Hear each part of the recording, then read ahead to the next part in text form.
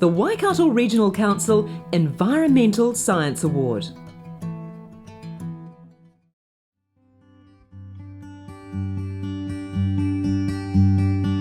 I work as a marine ecologist at NIWA in Hamilton. I've been here for almost 13 years, and one of the main projects I lead at NIWA is our estuary restoration program, which looks at restoring seagrass and shellfish populations, but also in mangrove management.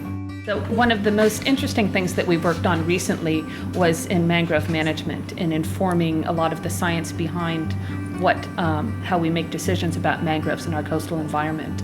And previously, what comes out in a lot of the consents to remove mangroves is that mangroves are a very low-value, degraded system, which is not actually the case. Mangroves are actually quite important to how our coasts function, and we've done a lot of the research to show that, but also looking at different techniques of both managing the expansion of seedlings and also managing whether or not removing an adult population will be successful in terms of returning it to a different ecologically healthy environment. So in mangrove management, it's learning a lot about the different techniques on both when and where it's appropriate to remove mangroves, what techniques are likely to be successful in returning previously mangrove areas to a healthy ecological environment, but also learning how best and most cost effectively to be dealing with seedling expansion in the many areas that mangroves are increasing quite rapidly in distribution. So when we started looking at mangroves, a lot of the research that we were looking into in terms of ecological values provided by mangroves,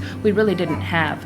A lot of the things that we've looked at, for example, looking at carbon and nutrient cycling, carbon sequestration, for example, which is important in mitigating against climate change, when we've actually tried to quantify the numbers for our New Zealand mangroves, we find that they're actually quite similar or even greater than tropical mangrove ecosystems. Certainly this was surprising, but definitely the case. And we have seen erosion of salt marsh habitats after mangroves have been removed.